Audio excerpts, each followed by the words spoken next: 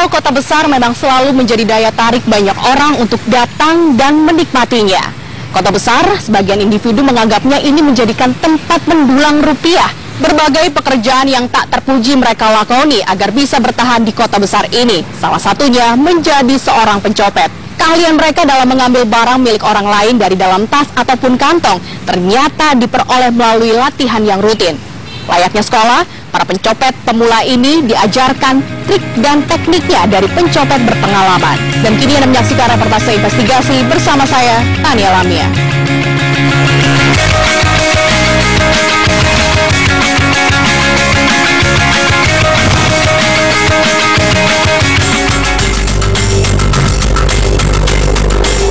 Tim reportase investigasi berhasil menemui seorang copet yang sudah malang melintang di dunia kriminal selama lebih dari 20 tahun. Sebut saja namanya Obeng. Sibuk ya, Bang?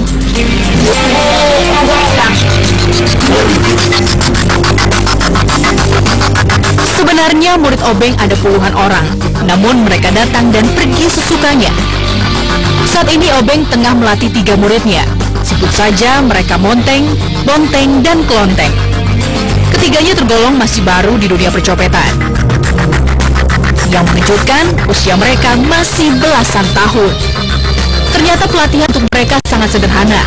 Karena copet sangat mengandalkan kelihayan tangan, maka tanganlah yang harus sering dilatih. Media pelatihan mereka begitu sederhana.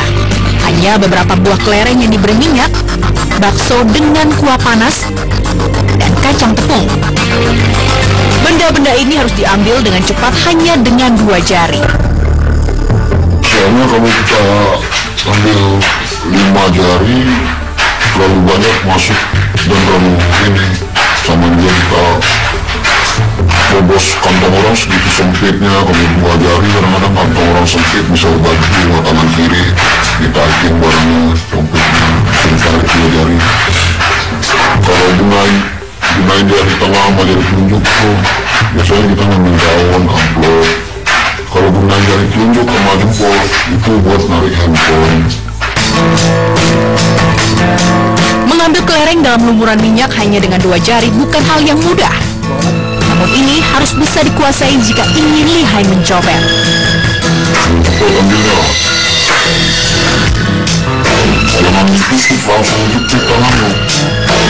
Iya, bukan hanya bisa didapat, kecepatan juga harus diperhatikan. Latihan mengambil kelereng berminyak ini terus dilakukan sampai jari-jari mereka kuat menjepit kelereng walaupun dalam keadaan licin.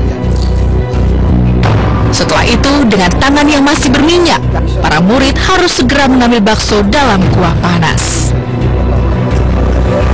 Jangan terlalu panas suhu. Nah, terus ambil, jepit tangan, jangan bengkok, ini lurusin. Nah, dia jangan ditusuk dia, kalau ditusuk sama aja menusuk paha orang.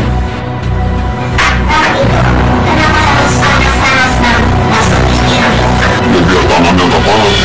Iya, jadi nggak keras apa-apa.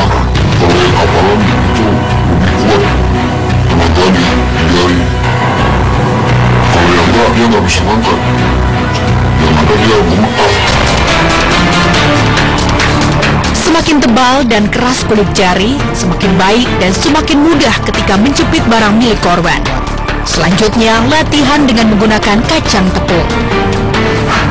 Yang biar tangannya ngerasain kalau ini ketemu yang seret, biar tangannya ini lebih kuat menjepit, lebih beban.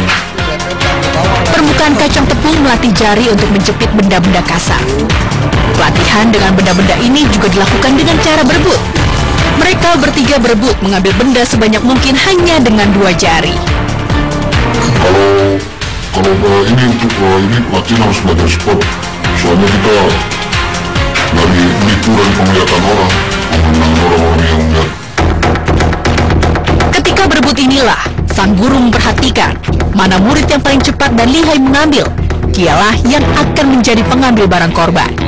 Jika mereka sudah mahir menggunakan benda-benda ini, Di tingkat selanjutnya adalah mengambil benda-benda yang lebih rumit seperti kacang hijau dan menusuk-nusuk jari di pasir panas. Saat melakukan aksinya, copet tidak pernah sendirian. Mereka datang berkelompok dan memiliki tugas masing-masing. Hal ini juga yang dilatih Obeng kepada murid-muridnya. Setelah menentukan kemahiran masing-masing murid dalam menjepit benda-benda tadi, Obeng menentukan tugas masing-masing murid dalam kelompok copet. Bonteng yang paling mahir menjadi tukang petik, Monteng menjadi tukang rem, dan Klonteng menjadi tukang tackle. Tackle membuat kalau ada kebutuhan si korban terlihat tackle yang ini bukan dia pelakunya. Kalau tukang petik yang itu ya tukang spesialis untuk ngambil barang si korban. Yang tukang rem atau tukang ganjel itu buat mengalihkan perhatian si korban. Obeng pun memberikan simulasi aksi mencopet di dalam bus, memberi contoh bagaimana menjadi tukang rem kepada Monteng. Coba yang ini, ambil ganjil. Ya, bantuan, Inggris bantuan. Ya, siang kain, masuk ini. Monteng pun mengikuti arahan sang guru. Terus, lu harus banyak ngomong. Abang, dipraktekin sini, abang, lihat barang saya. Tugas yang paling berat dalam kelompok copet ini adalah tukang rem, karena dialah yang akan dituduh pertama kali jika ketahuan kecopetan. Untuk itu Obeng lebih banyak melatih tukang rem untuk memuluskan jalan tukang petik. Udah bantuan udah, ya naik. Teknik seperti ini cocok dilakukan di bagian tengah dalam bus. Teknik lain adalah dengan berdiri dekat pintu masuk atau keluar bus. Calon korban yang akan keluar dari bus dihalangi oleh tukang rem sehingga langkahnya akan terhenti sebentar.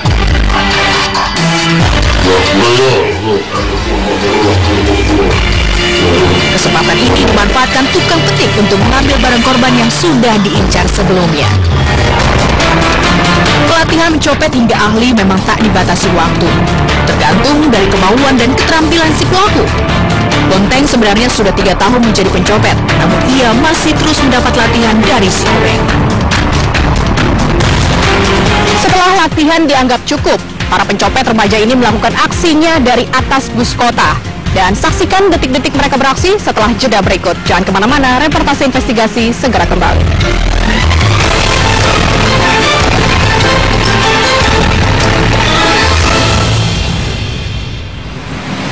Para pencopet pemula ini biasanya melakukan aksi pertamanya di dalam bus kota. Karena bagi mereka, bus kota merupakan tempat termudah untuk menjalankan aksi pertamanya. Para pencopet pemula ini juga sudah memiliki beberapa teknik untuk mengalihkan perhatian si korban. Dan dalam sekejap, barang berharga milik korban sudah berpindah tangan. Dan tentunya teknik ini diajarkan dari guru copet mereka.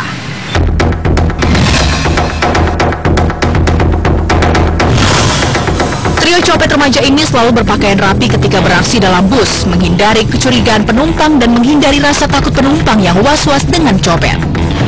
Biasanya mereka beraksi dalam bus yang rutenya ke arah terminal bus antar kota antar provinsi. Ini bukan tanpa sebab. Bus-bus kota yang melalui rute itu biasanya mengangkut penumpang yang baru datang dari desa. Mereka masih polos dan tak tahu rawannya kriminalitas di ibu kota. Kelengahan mereka menjadi sasaran empuk bagi para copet di dalam bus. Bonteng dan kawan-kawan sengaja menunggu bus yang mengetem sampai terlihat agak penuh. Bus yang penuh jika tak lihai justru akan menyulitkan aksi mereka. Obeng pun ikut naik dalam bus untuk mengawasi mereka. Membantu memilih calon korban yang sebenarnya juga menjadi tugas tukang tackle. Calon korban mereka tak pandang bulu. Para copet ini memilah-milah penumpang mana yang kira-kira bisa menjadi sasaran copet. Mereka mencari sasaran termudah, yaitu penumpang yang meletakkan barang berharganya di tempat yang sangat terlihat. Barang-barang yang gampang bagi. Dan ada duit, pakai handphone, gampang. Kalau ada dompet, sekarang ada mau sih dompet. Lebih dari singa daripada itu.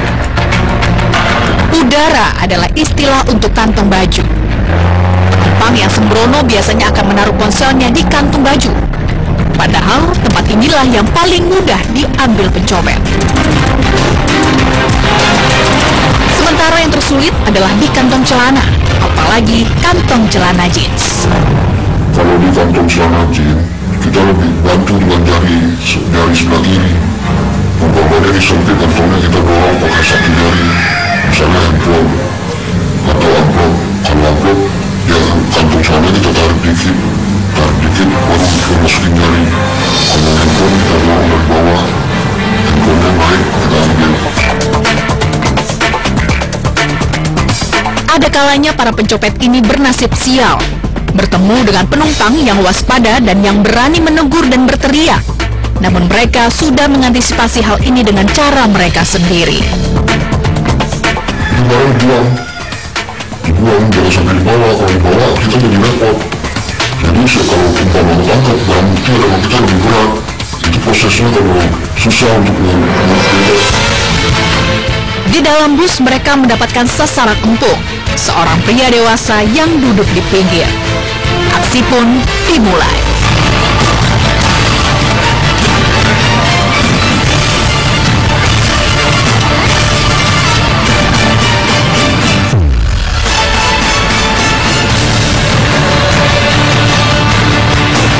Dan aksi mereka berhasil.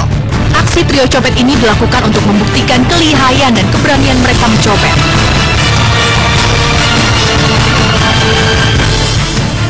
Tim reportase investigasi kemudian mengejar sang korban dan mengembalikan ponsel miliknya. Korban baru tersadar kalau dirinya kecopetan ketika kami mengembalikan ponsel miliknya. Tapi tadi di bis ada yang gimana? Ada yang mencurigakan nggak? Ada bukan tapi ini itu kan mau saya langkain nggak enak gitu. Diri aja gitu diri saya turun di sini. Tahu-taunya nyebrang saya, bagian kaki saya nggak ada gitu. Abang ngerasa ada yang deketin nggak di bis tadi? Kaki saya dipegang-pegangin gitu. Terus udah gitu abang nggak tahu kalau itu dicopet? Iya. Dalam sehari para copet ini bisa mengantongi uang ratusan ribu hingga jutaan rupiah, tergantung jenis ponsel apa yang mereka ambil. Semakin canggih, tentu harga jualnya semakin mahal. Sebagian hasil petikan diberikan kawanan copet kepada sang guru, yaitu Obeng. Sebenarnya Obeng tak mewajibkan murid-muridnya untuk membayar jasa mengajari mereka mencopet.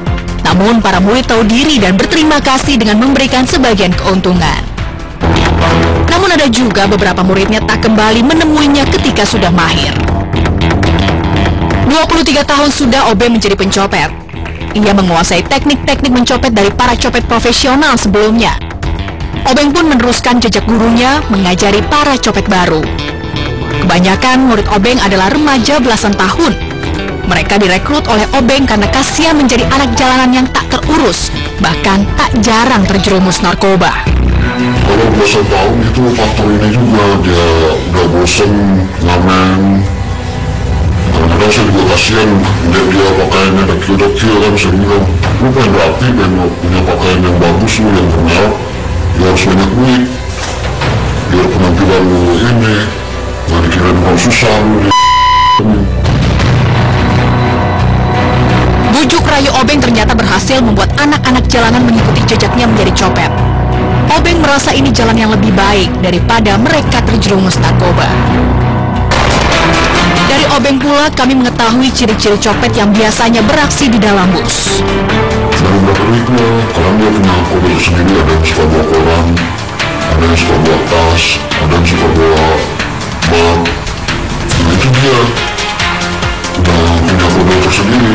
Contohnya yang suka diri di pintu, yang duduk depan pintu, terus yang suka kalau di tengah dia suka naruh duit. Nah itu udah ketahuan, masih belum itu juga.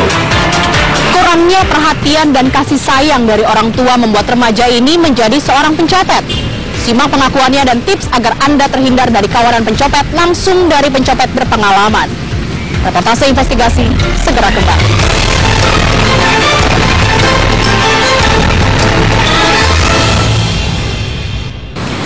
Tak dipungkiri, remaja yang kurang mendapatkan perhatian dan kasih sayang dari orang tua akan tumbuh menjadi anak yang nakal. Tak terkecuali para pencopet remaja ini, walaupun sudah bertahun-tahun melakukan tindak kriminal, tetap saja mereka haus akan kasih sayang orang tua. Dari ketiga murid obeng yang kami kenal, kami menemui Bonteng yang berusia 18 tahun. Kami ingin mengetahui mengapa ia begitu berani dan nekat mencari copet. Padahal menurut pengakuannya, ia sudah pernah tertangkap dan masuk penjara. Ia mengaku keluarganya tidak harmonis.